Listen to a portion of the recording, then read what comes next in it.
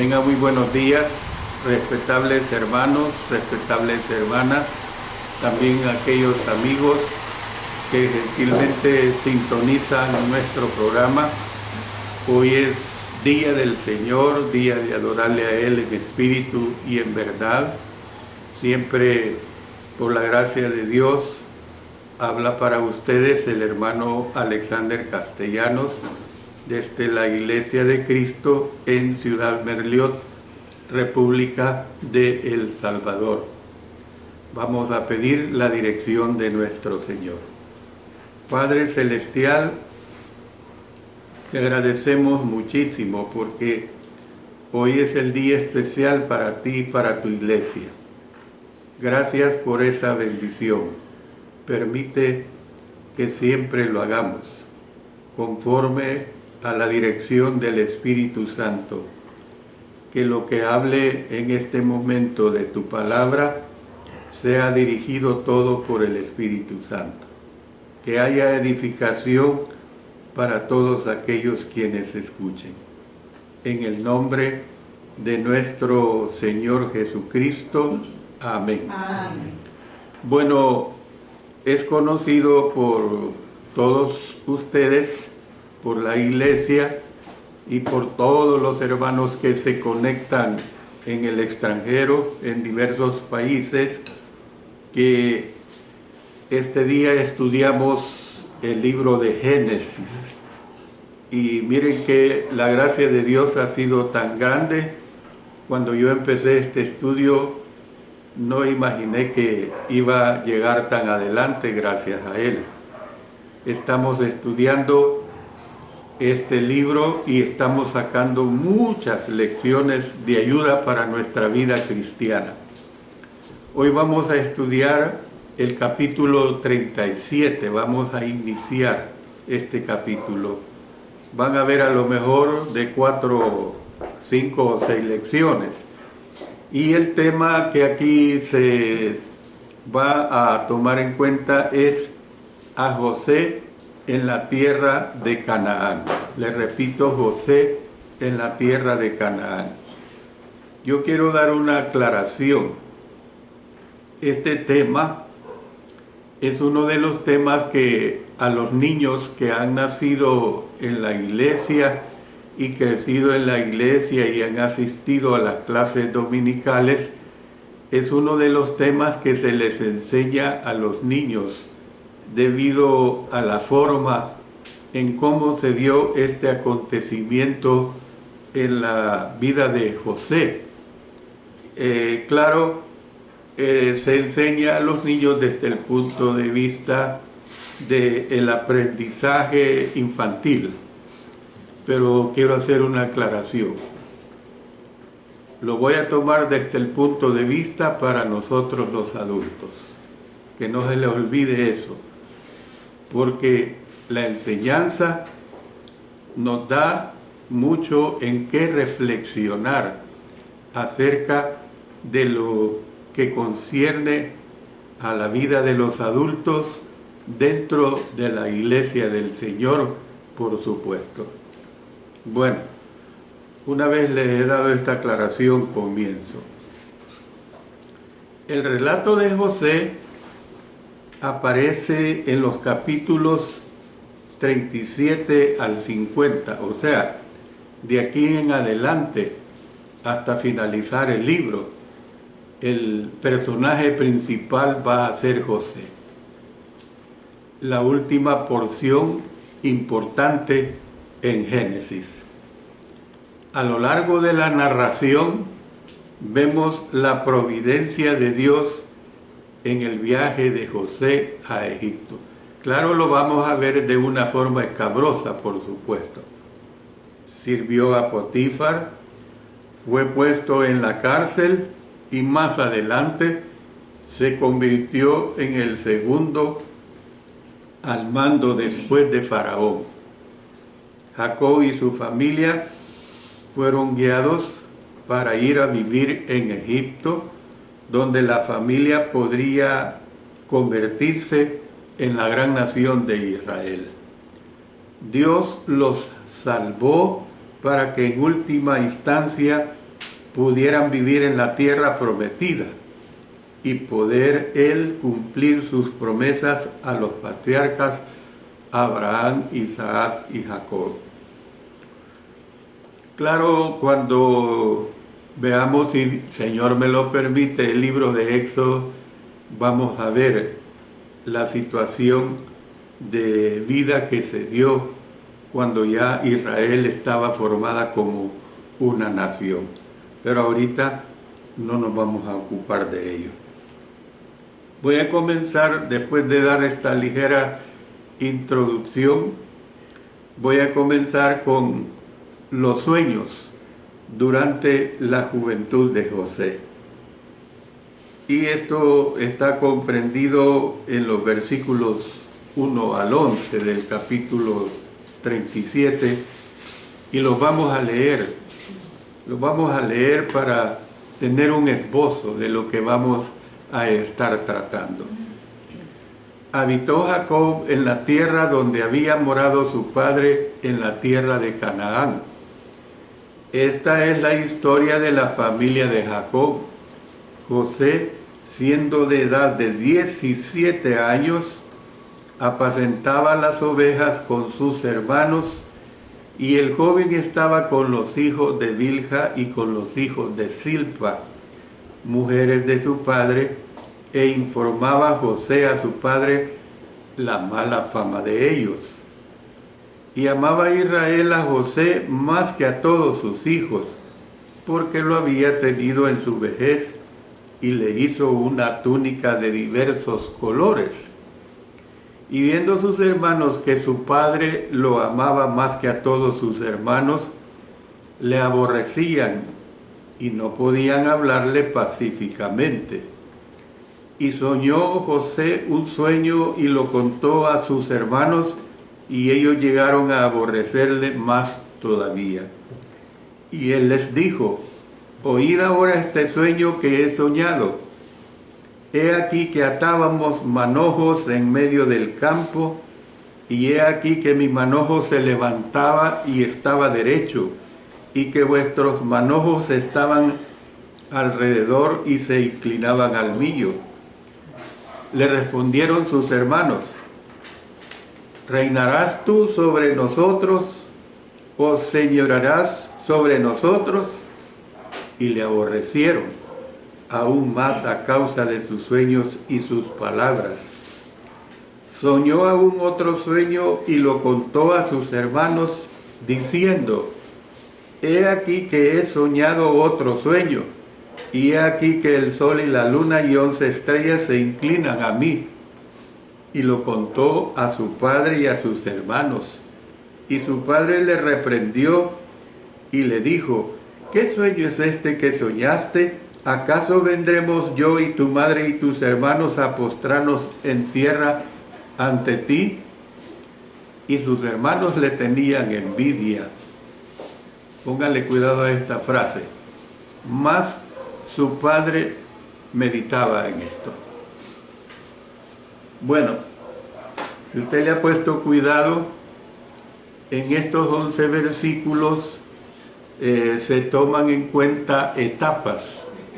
Fíjese bien que va de un tiempo a otro, salta pues. Para mí es admirable cómo el escritor, y claro, por inspiración del Espíritu Santo, cómo el escritor une todos estos acontecimientos que tienen etapas de tiempo.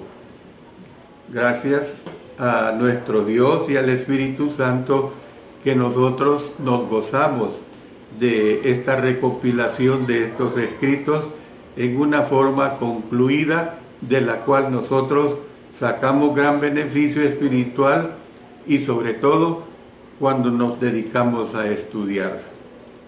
Versículo 1. Habitó Jacob en la tierra donde había morado su padre, en la tierra de Canaán. Antes de comenzar el relato de José, el autor preparó el escenario, afirmando que habitó Jacob en la tierra donde había morado su padre, que era de la tierra de Canaán. El verbo hebreo para habitó es el verbo yachab.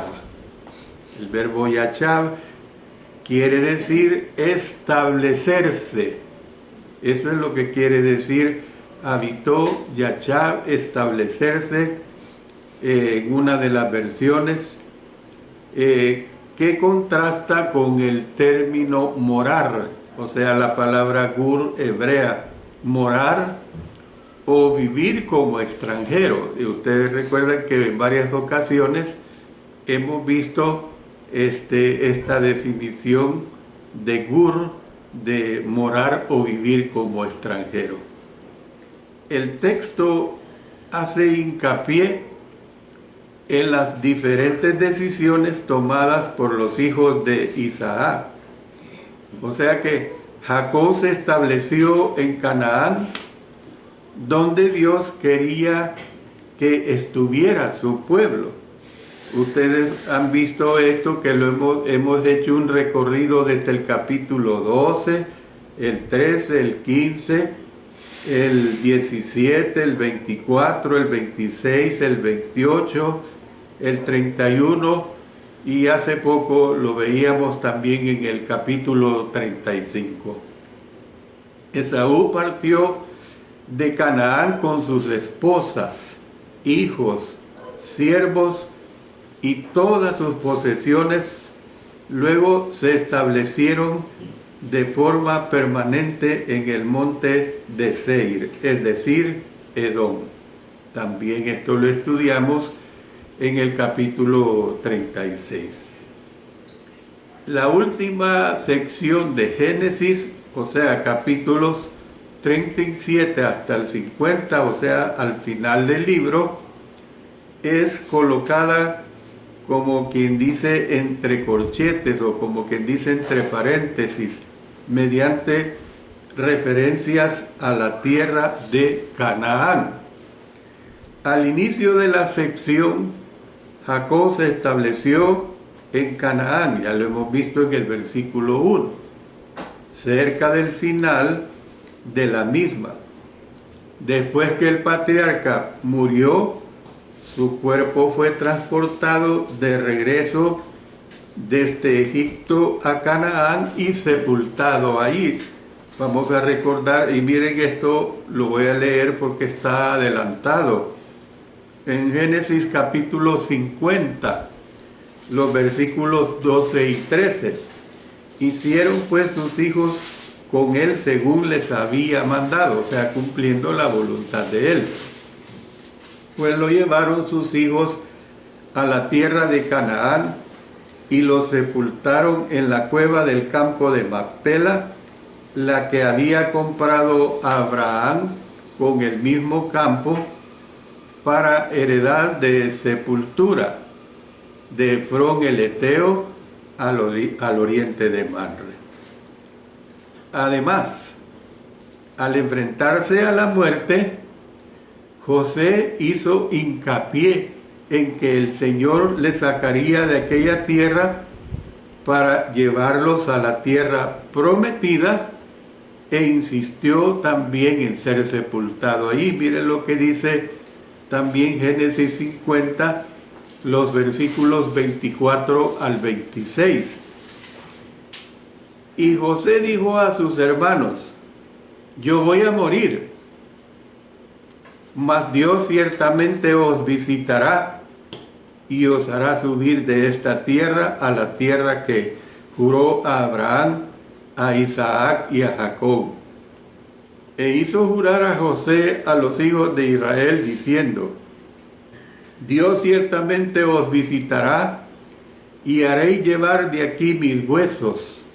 Y murió José a la edad de 110 años. Y lo embalsamaron y fue puesto en un ataúd en Egipto. Esta porción a mí me hace ver muchas cosas. José les dice: yo voy a morir. Esta frase es bien clara y es una frase que al ser humano no le gusta decir. Cuando yo hablo, por ejemplo, con mis hijas. Esto es bien real, bien real. No le gusta que les diga yo voy a morir, hija. O sea, yo tengo 73 años. Yo no sé cuánto más el Señor me permita vivir. Lo he dicho muchas veces, ojalá que llegara a los 80 o más años predicando la palabra con lucidez. ¿Ve? Yo quiero eso, pero eso Dios lo va a decidir, no yo. ¿Ve? La gente, cuando se refiere a la muerte, dice, si algo le pasa a tu papá, a tu mamá, a tu hermano, cuando están en una enfermedad grave, no le gusta decir, si tu papá, tu mamá o tu hermano muere, esto y esto y esto. Pero no, si algo le pasa, ¿qué es lo que le va a pasar? Morir. ¿Y qué más? Pues es lo que le queda al ser humano. Ha sido hecho para nacer, crecer y morir. Esa es la realidad. Luego, hay otra cosa que a mí me causa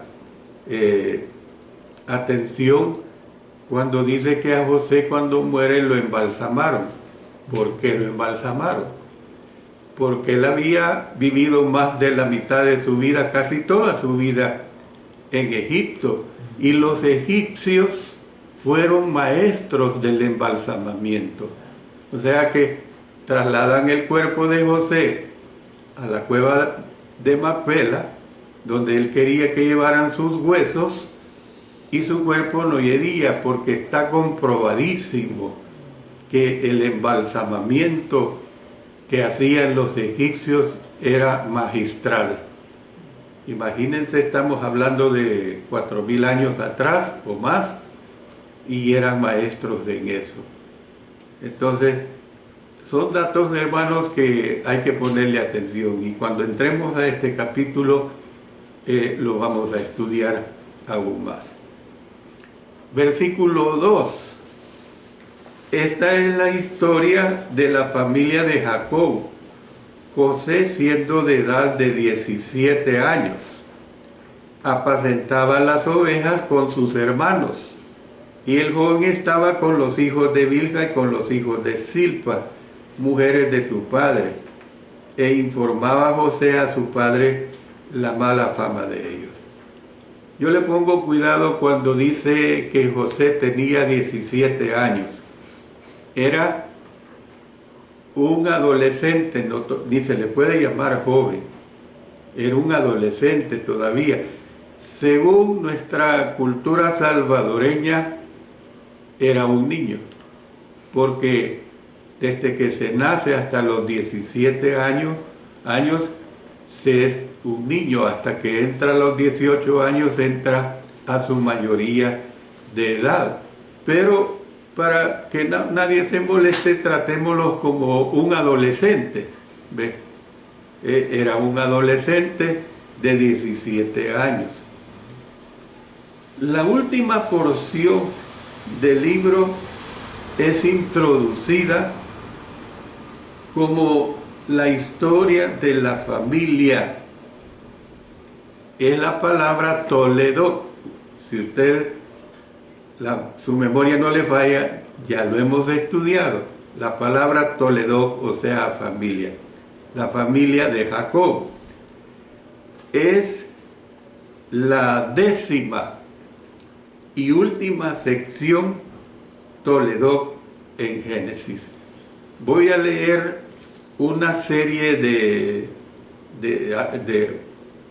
versículos donde se usa esta palabra, porque quiero que quede impregnada en ustedes el uso de la palabra Toledo. Vámonos a Génesis 2:4.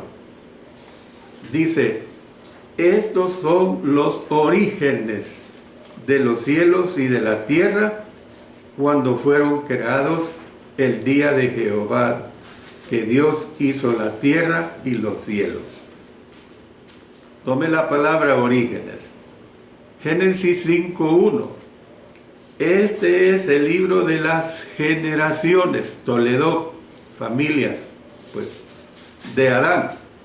El día en que creó Dios al hombre, a semejanza de Dios lo hizo. Génesis 6:9. Estas son las generaciones de Noé.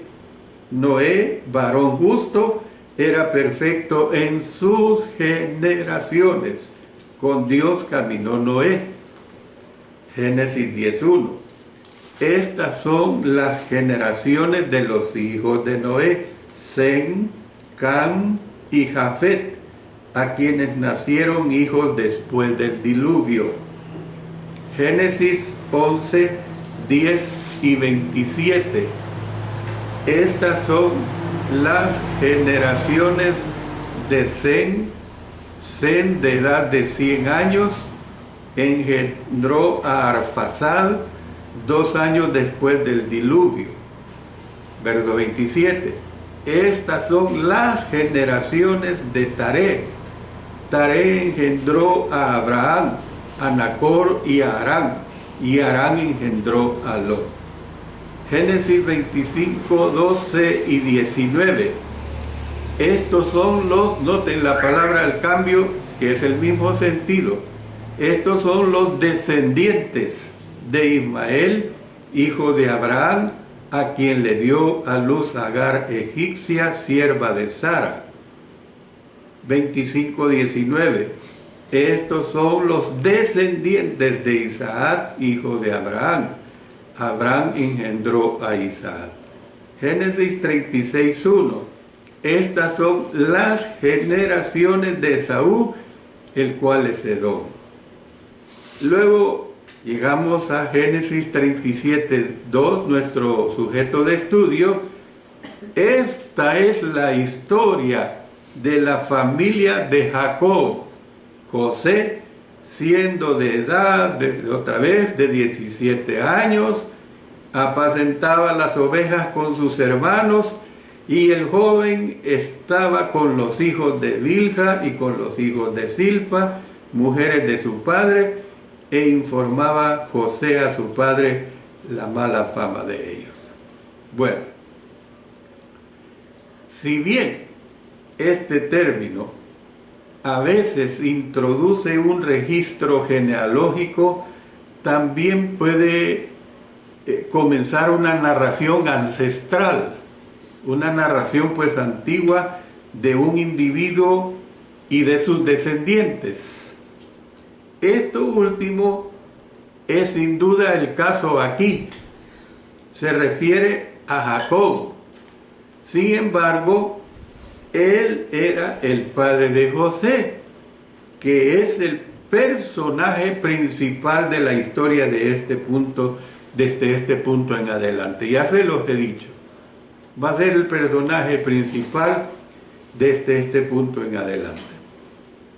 La referencia a Jacob deja espacio para la historia de Judá y Tamar, que la vamos a ver en el capítulo 38, así como para referencias adicionales a Judá, Rubén, Simeón, Benjamín y otros hijos de Jacob. Luego, en los capítulos 46 al 49, se detallan las acciones de Jacob. El interés primordial en el resto de Génesis, sin embargo, es en José, que pasó de ser un hijo favorito a un esclavo de confianza, luego a un preso modelo, imagínense, y por último el visir, el segundo al mando de Egipto. El visir era el primer ministro que los reinos musulmanes elegían, o era el que seguía después del rey, el que seguía después del presidente. Y claro, José llega a ser el segundo, a su tiempo lo veremos.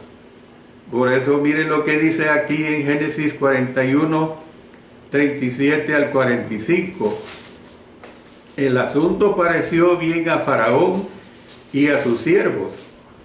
Y dijo Faraón a sus siervos: ¿acaso hallaremos a otro hombre como este en quien esté el Espíritu de Dios?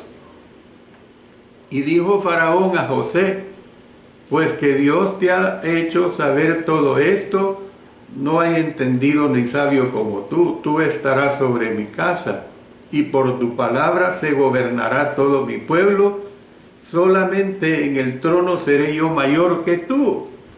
Dijo además Faraón a José: he aquí yo te he puesto sobre toda la tierra de Egipto.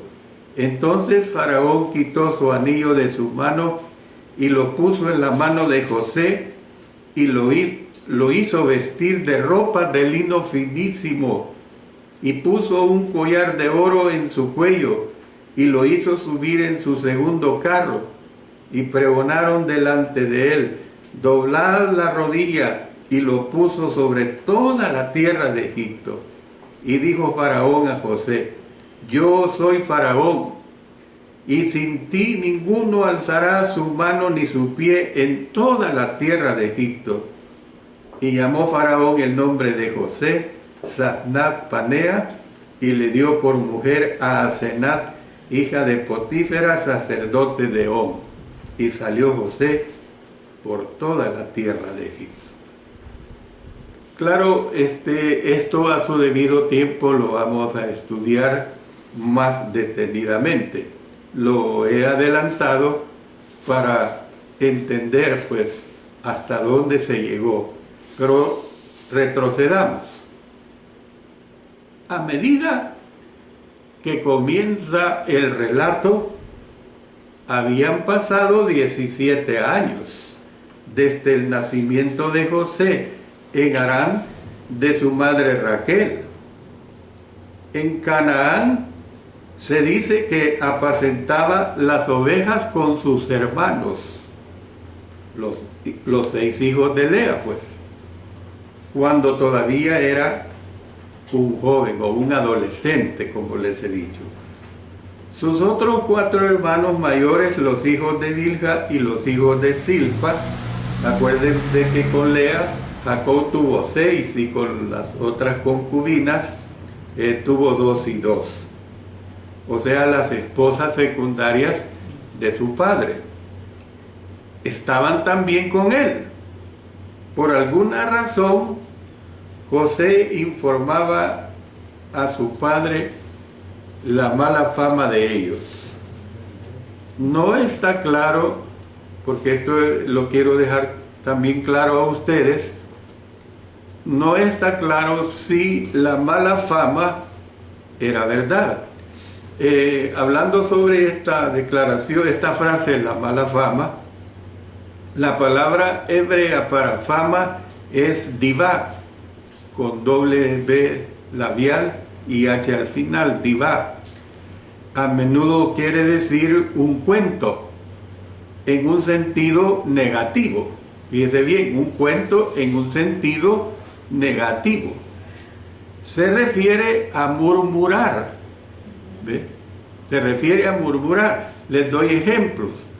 Dice en Jeremías 20:10: porque oí la murmuración de muchos, temor de todas partes. Denunciad, denunciémosle. Todos mis amigos miraban si claudicaría.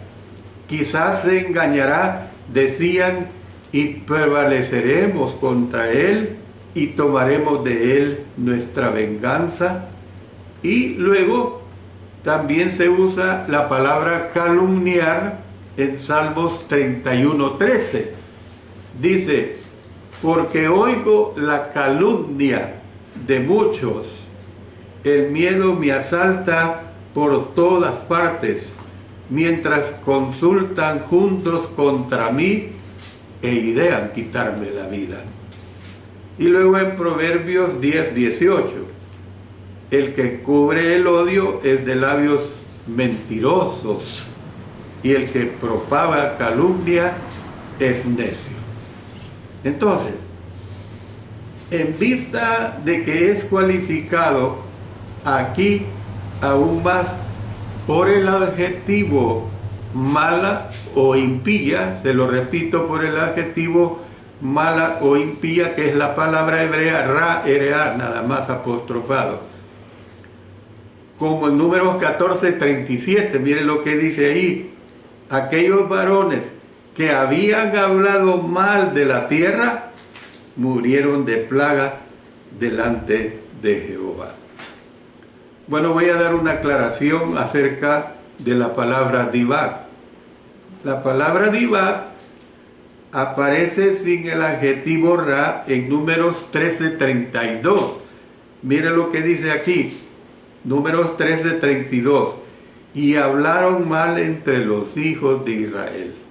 Óigase bien, hablaron mal entre los hijos de Israel de la tierra que habían reconocido, diciendo: la tierra por donde pasamos para reconocerla es tierra que traga a sus moradores, y todo el pueblo que vimos en medio de ellos son hombres, aquí se conoce de los gigantes, ¿verdad?, de grande estatura. Claro, no vamos a estudiar eso, porque no es el punto de estudiarlo. Números 14:36. Y los varones que Moisés envió a reconocer la tierra, y que al volver habían hecho murmurar contra él a toda la congregación, desacreditando aquel país, o sea, hablar en mal, pues. Entonces, estoy diciendo, pues, de que en vista de que es cualificado aquí aún más por el adjetivo mala o impía, José a lo mejor podría haber tergiversado a sus hermanos. Sin embargo, puede que el lenguaje simplemente quiere decir que le dijo a su padre la verdad sobre el mal comportamiento de ellos. Yo entiendo esto. Yo me acuerdo cuando yo soy el menor de 4 hermanos, el Benjamín. Y yo me recuerdo que cuando tenía unos 14 años, 15 años, cuando mis hermanos mayores hacían algo malo, yo le decía a mis padres. Y claro, mis hermanos mayores evidentemente se tenían que enojar conmigo. Pero yo tuve la cualidad de que a mi edad de 14 años mi madurez era ya como de 18 años. Entonces, cuando yo veía cosas injustas en ellos, pecaminosas por cierto, pues yo daba la queja a mis padres, porque especialmente a mi madre.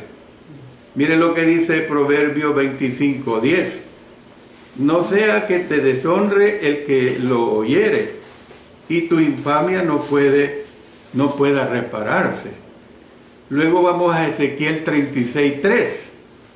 Profetiza, por tanto, y di: así ha dicho Jehová el Señor, por cuanto os asolaron y os tragaron de todas partes para que fueseis heredad de las otras naciones, y se os ha hecho caer en boca de habladores, y ser el oprobio de los pueblos.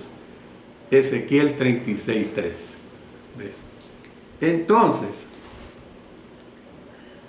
hago esta interrogante: ¿era el trabajo de José espiar a sus hermanos e informarle a su padre?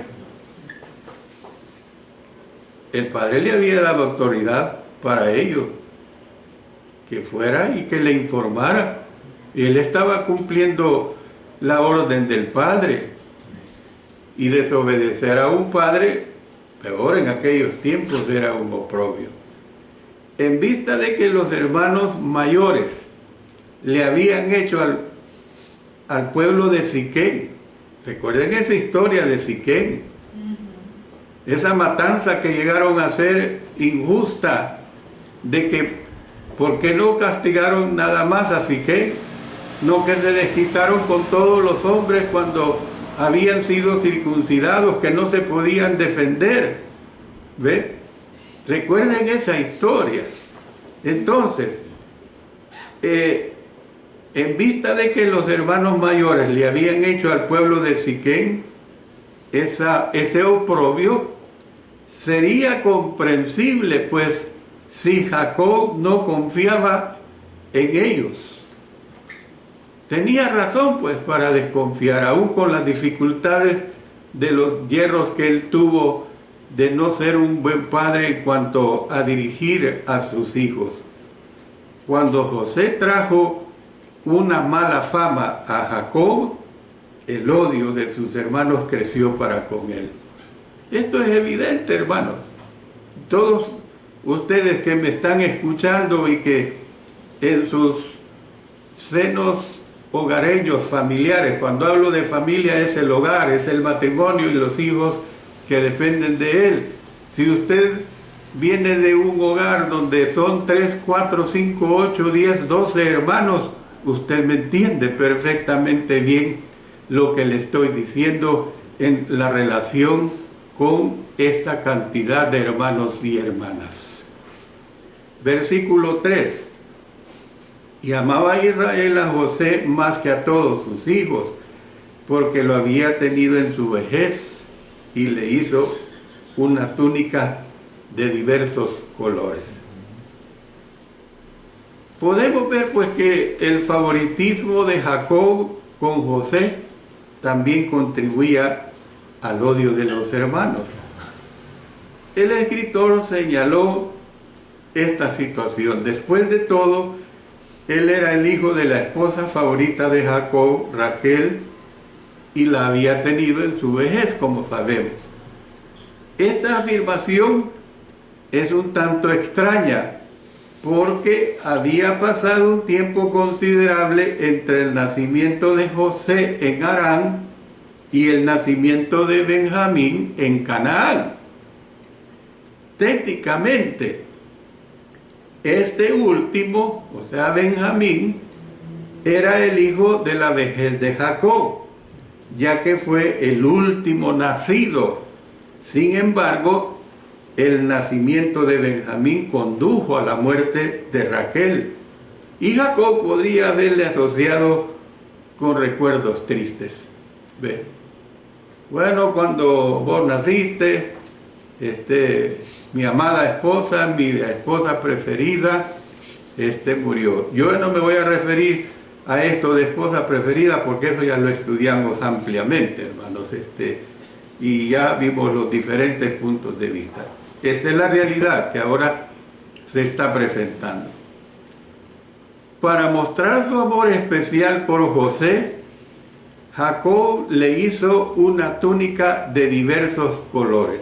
En el idioma griego es la frase ketonet pasim, 3 palabras, que con K, tonet pasim, o sea, una túnica de diversos colores que lo honraba y distinguía de sus hermanos. La naturaleza exacta de este regalo es debatible porque el significado del hebreo es incierto. Los estudiosos modernos, al igual que antiguos eruditos, difieren sobre cómo describir esta prenda. Que era una prenda linda, yo no lo dudo. La Reina Valera y otra versión se basan en la Septuaginta, traducida aproximadamente en el año 250 a.C., que lo presenta como un manto de muchos colores, como el tipo usado más adelante por las hijas del rey David. Miren lo que dice en 2 Samuel 13, versículos 18 y 19. Y llevaba ella un vestido de diversos colores, traje que vestían, noten, las hijas vírgenes de los reyes. Su criado, pues, la echó fuera y cerró la puerta tras ella. Entonces Tamar tomó ceniza y la esparció sobre su cabeza y rasgó la ropa de colores de que estaba vestida, y puesta su mano sobre su cabeza, se fue gritando. El punto es, llevaba un vestido de diversos colores. Lo demás hoy nos toca a nosotros estudiarlo. Sin embargo, la Nueva Versión Internacional lo consigna como una túnica ricamente ornamentada. Así lo consigna. Mientras que hay otra versión, la nueva versión revisada, consigna que fue una larga túnica con mangas. Una larga túnica con mangas. Estas versiones no dicen nada sobre sus varios colores. Pero, ¿qué vemos? Independientemente del color o del estilo de la vestimenta de José, evidentemente era una túnica de clase alta que no fue diseñada para la labor manual. Lo distinguía de sus hermanos como el favorecido, y eso, hermanos y hermanas, aumentaba su animosidad contra él, aumentaba su prejuicio pues contra él. Una nota aclarativa es que la pintura de la tumba de Beni Hasan, se lo repito, Beni Hasan, del siglo XIX a.C., o sea, no muy lejos a nuestro siglo, muestra una caravana de personas semitas en su camino a Egipto, y estaban vestidas con ropas largas y de colores. Sin embargo, las prendas de vestir de tanto los hombres como las mujeres eran sin mangas. La excepción a este atuendo eran los esclavos varones, cuyos torsos superiores estaban completamente desnudos. Por supuesto, estas podrían haber sido las prendas de verano que llevaba esta caravana. Hay que tomar en cuenta el clima, ¿verdad? Ya que viajaba al clima extremadamente caliente de Egipto, en vista de que a veces nevaba en la región montañosa central de Israel, o sea, la antigua Canaán. Las personas sin duda vestían prendas de manga larga en el invierno. Bueno, esto es claro. El tiempo lo tengo ya limitado, entonces tengo que parar. Les ruego su atención. Yo estoy bien contento con este estudio, hermanos, y yo me emociono, ¿verdad? Yo espero que usted también se emocione con el estudio de la palabra de Dios, como usted lo ve. Génesis, ¿qué puedo sacar yo de Génesis? Mucho, hermanos, mucha enseñanza, y esperen las lecciones de vida que nos va a dar este capítulo 37. Dios bendiga a cada uno de ustedes, hermanos, y también que su palabra, o la palabra de nuestro Dios, pues siga siendo muy bendecida. Oremos. Padre Celestial, una vez más, damos nuestros agradecimientos por permitirnos presentar tu mensaje divino, tu mensaje que nos ayuda mucho a nosotros. El aprendizaje es enorme para que nosotros crezcamos más en gracia y en el conocimiento tuyo. En el nombre de nuestro Señor Jesucristo. Amén. Amén.